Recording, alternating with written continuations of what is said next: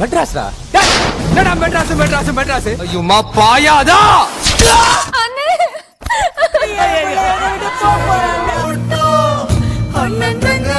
Assalamualaikum keluarga cerita puisi. Idola kita semua hadir lagi. Siapa lagi kalau bukan Talapati Vijay.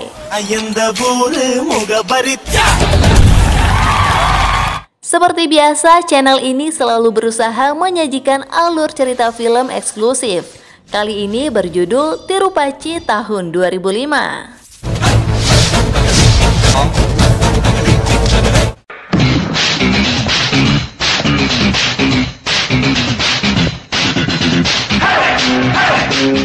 Cerita ini dimulai dari seorang pemuda bernama Sivagiri. Dia bekerja sebagai pandai besi yang membuat sabit. Sivagiri hidup bahagia bersama keluarganya di sebuah desa terpencil dekat Tirupachi, India. Adik perempuannya, Karupi, sangat disayangi. Apapun keinginan Karupi selalu diwujudkan, bahkan mencuri rambut orang sekalipun. Cinta adik kakak itu memang sangat kuat, sampai-sampai Karupi sering menggunakan baju kakaknya sejak kecil. Saat ini, Sivagiri bersama orang tuanya sedang mencarikan calon suami untuk Karupi. Pria itu harus mapan dan tinggal di kota, sehingga adiknya bisa merasakan kemewahan dunia.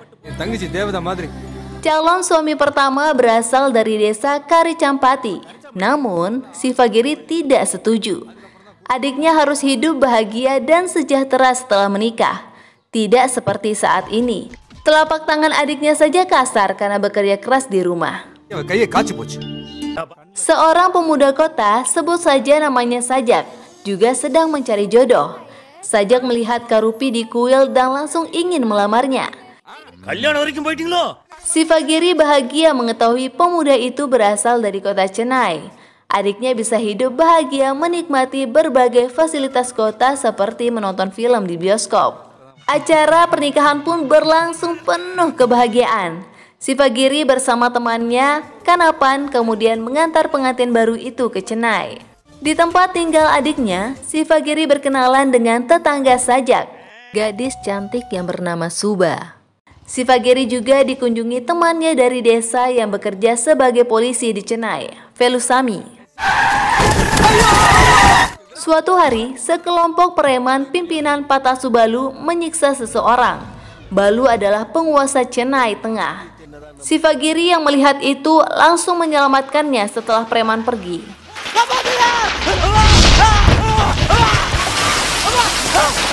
Sivagiri mulai khawatir dengan keselamatan adiknya. Dia menemui iparnya yang mengelola kantin di sebuah kampus. Tapi iparnya meminta Sivagiri tidak mempermasalahkan apa yang terjadi. Kekerasan hal yang biasa terjadi di kota. Asalkan tidak ikut campur, hidup akan tetap aman. Kehidupan di kota ternyata tidak sesuai dengan ekspektasi Sivagiri. Di tempat tinggal adiknya, ada pula rumah bordir. Seorang warga yang sudah tua, Ayer melaporkan rumah bordir atau tempat prostitusi itu ke polisi. Inspektur Karun Kali yang menangani laporan ternyata antek-antek penjahat. Dia membocorkan adanya keluhan kepada penjahat yang menjalankan rumah bordir, Sanian Sagadai. Para preman kemudian langsung mendatangi rumah Ayer. Orang tua itu disiksa secara biadab. Sivagiri langsung ingin bertindak, tapi dilarang dan dikunci di dalam rumah oleh iparnya.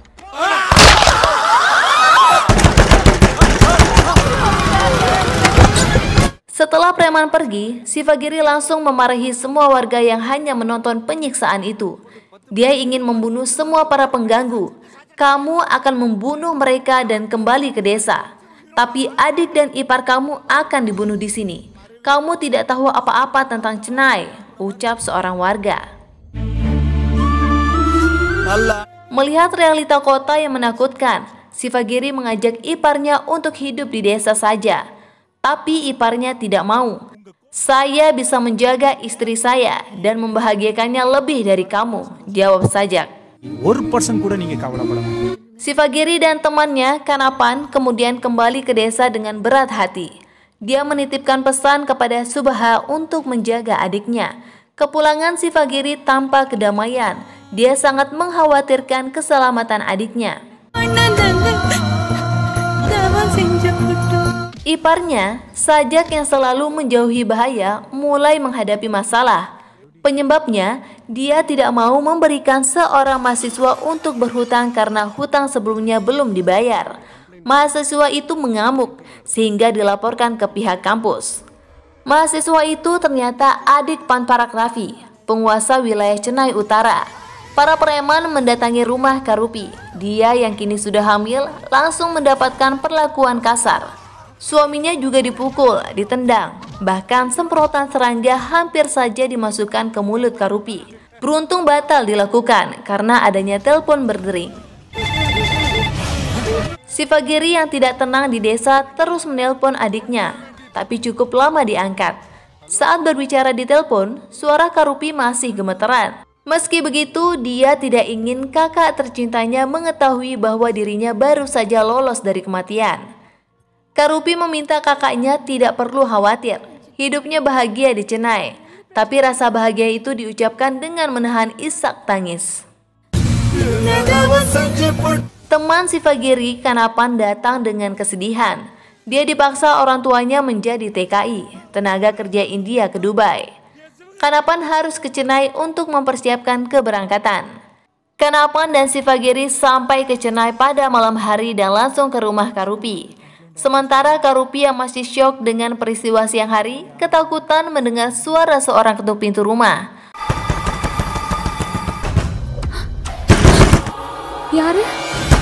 Padahal itu adalah kakaknya, si Fagiri yang ingin memberi kejutan.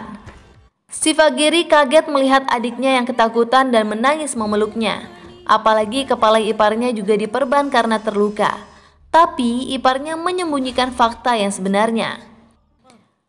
Sehari sebelum pergi ke Dubai, Kanapan ingin sekali menonton film di bioskop, tapi preman yang datang main serobot membeli tiket. Kanapan yang tidak tahu sedang berurusan dengan siapa, marah dan meminta preman itu antri. Kesalahan kecil yang dilakukan Kanapan harus dibalas dengan pukulan dan siksaan. Bahkan nyawanya melayang di tangan Sanyan Sagadai. Si Fagiri sangat terpukul melihat sahabatnya sekarat dan mati. Mayat Kanapan yang dibawa kembali ke desa membuat syok semua orang, terutama orang tua Kanapan. Tangisan begitu memilukan harus dihadapi si Fagiri.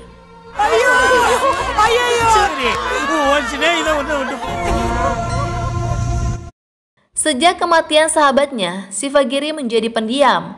Adiknya Karupi yang ingin kembali ke Cenai tidak diizinkan pergi sampai melahirkan. Tiba-tiba keesokan harinya, si Fagiri pamit untuk pergi bekerja ke kota Erode. Dia mengaku mendapatkan tawaran pekerjaan yang diimpikan dari perusahaan di sana. Tapi, si Fagiri tidak ke Erode. Dia pergi ke Cenai. Langkah pertama yang diambil melaporkan keberadaan rumah bordir di tempat tinggal iparnya ke Inspektur Karun Kali. Laporan itu kembali dibocorkan ke Sanyan Sagadai. Puluhan preman datang untuk membunuh orang yang berani melapor. Si Fagiri yang sudah menanti siap membasmi para penjahat dengan menutup wajahnya. Kemarahan si Fagiri atas kematian sahabatnya dan demi keselamatan adiknya ditumpahkan. Para preman dibabat habis, dibunuh. Kemarahan pemuda desa memang sangat luar biasa, membuat ngeri siapa saja.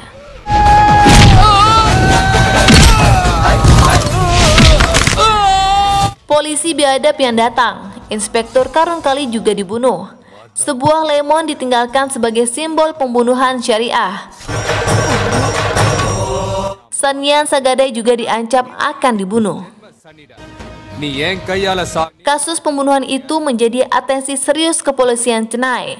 Di kota ini ada 11.550 orang polisi, tapi tidak mampu menangani penjahat. Saya akan melakukan apa yang tidak bisa dilakukan semua polisi. Saya akan membunuh semua penjahat. Tidak ada yang bisa menghentikan saya. Saya sudah mendapat izin dari Tuhan, ucap si Fagiri melalui telepon kepada asisten komisaris polisi Raja Guru. Selanjutnya, si Fagiri menemui temannya yang seorang polisi, Velusami. Dia mengungkapkan jika dirinya lah yang melakukan pembunuhan. Tentu saja, Velusami menyalahkan tindakan si Fagiri. Hey, Jika kamu bisa menangkap satu saja penjahat dan memasukkannya ke penjara selama 24 jam, maka saya akan menyerahkan diri, kata Sifagiri menantang temannya. Velusamy kemudian menangkap seorang penjahat, anak buah Balu. Tapi tak lama, MLA Murugesan menelpon, meminta penjahat itu dilepas. Velusamy tidak mau mendengarkan, dia tidak bisa diintervensi, begitu pula ketika Menteri Pusat menelpon. Ketegasan Velusamy membuat Balu turun tangan langsung. Dia membawa mayat anak Velusamy ke kantor polisi. Jika masih tidak mau mendengarkan, anak Velusamy yang lain juga akan dibunuh. Akhirnya, polisi itu mengaku kalah. Semua diceritakan kepada Sifagiri. Kini, Velusamy mendukung langkah temannya. Semua daftar penjahat yang selama ini menguasai Chennai diberikan kepada Sifagiri. Orang pertama yang akan dibunuh adalah Patasu Balu, penguasa Chennai Tengah. Sifagiri langsung memberi ancaman kepada Balu. Asisten Komisaris Chennai, Raja Guru, didatangi Balu. Dia meminta polisi segera menangkap orang yang berani mengancam dengan nama Girivalam. Tapi Raja Guru tidak mau peduli. Anak Raja Guru diculik. Kepolisian tidak mampu menemukan keberadaan Balu.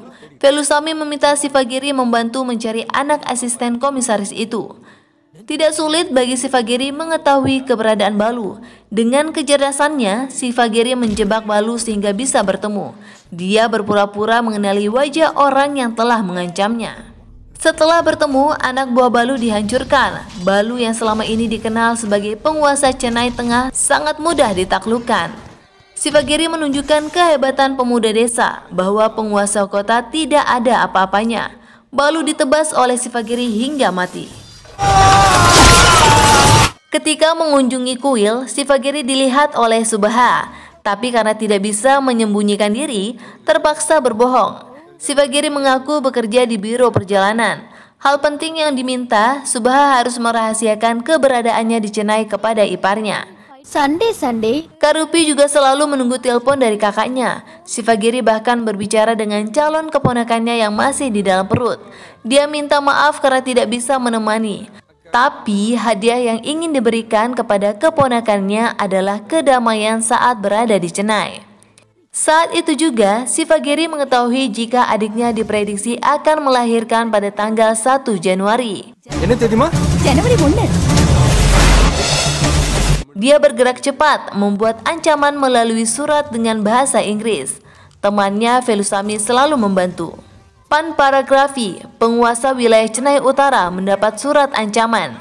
Dia akan dibunuh terlebih dahulu.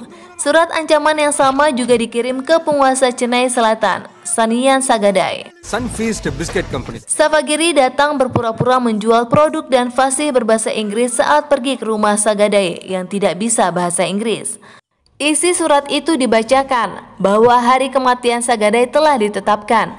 Orang yang bernama Giri memberikan deadline hingga 31 Desember. Sagadai harus meninggalkan Chennai. Sifagiri tidak sekedar membuat ancaman. Dia mampu menunjukkan kepada Pan Paragrafi bahwa ancaman itu nyata. Peti mati dan poster dikirim ke rumahnya. Adik Raffi yang ketakutan mengajak kakaknya untuk segera meninggalkan Chennai agar selamat. Tapi saran itu membuatnya dibunuh oleh Raffi sendiri. Raffi juga mulai ketakutan. Dia meminta perlindungan dari seorang politisi, Manikam. Pasukan polisi yang datang dipimpin Velusamy, teman Sifagiri. Velusamy menyadari jika Manikam menyembunyikan Raffi. Hal itu diinformasikan kepada Sifagiri. Sayangnya tidak mudah mendekati rumah Manikam. Sifagiri kemudian melihat banyak orang melakukan aksi unjuk rasa, menuntut uangnya dikembalikan oleh penguasa bernama Jayarama. Situasi itu dimanfaatkan. Sifagiri mengaku mengetahui keberadaan Jayarama. Dia bersembunyi di rumah politisi Manikam.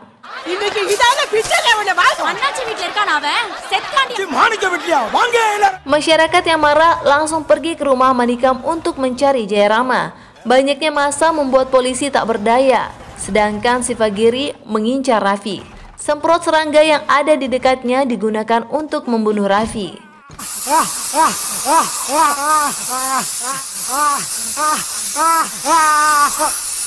Lembaga kepolisian semakin tak berdaya. Identitas Sifagiri tak kunjung diketahui. Anak Raja Guru yang pernah diselamatkan juga tidak mau buka mulut.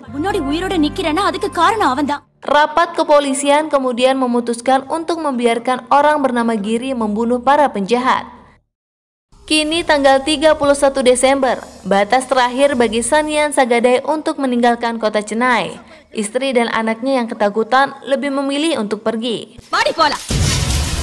Sagadai meminta perlindungan kepada Menteri Dhanapal agar nyawanya diselamatkan. Pasukan polisi harus segera dikirim, tapi dasar politisi hanya mau enaknya saja. Dia sudah tidak mau lagi patuh kepada Sagadai yang saat ini tak berdaya. Gagal mendapatkan perlindungan polisi, Sagadai mengumpulkan seluruh penjahat di kota Chennai. Dalam sekejap, sekitar 200 penjahat datang rela mati untuk melindungi Sagadai. Velusamy menyarankan Sifagiri untuk membatalkan rencana membunuh Sagadai. Tapi banyaknya penjahat sama sekali tidak membuat Sifagiri gentar.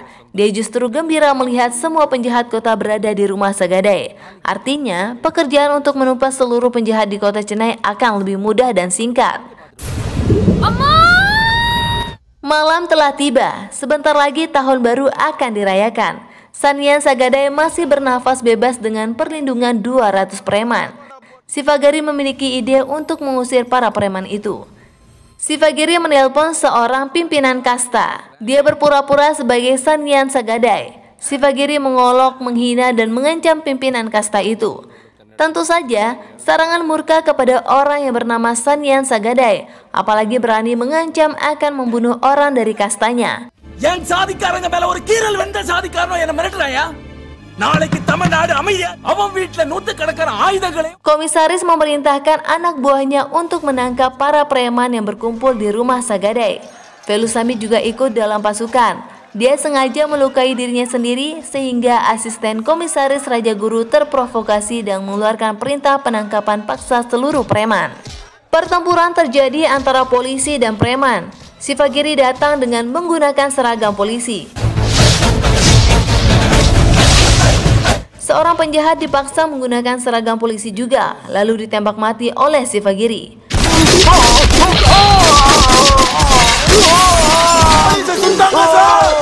Raja Guru yang mengira anak buahnya mati ditembak preman tanpa berpikir panjang langsung memerintahkan penembakan. Banyak preman dengan cepat terbunuh. Sagadai ingin segera kabur, tapi Sifagiri menghalanginya. Sifagiri kemudian menyiksa Sagadai. Raja Guru kaget melihat polisi yang mati ternyata preman. Dia sadar jika itu perbuatan Giri. Namun sudah terlambat. Tepat ketika hari dan tahun berganti, Sifagiri menusukkan pedang ke tubuh Sagadai, lalu menendang penjahat itu hingga jatuh ke tanah dan mati.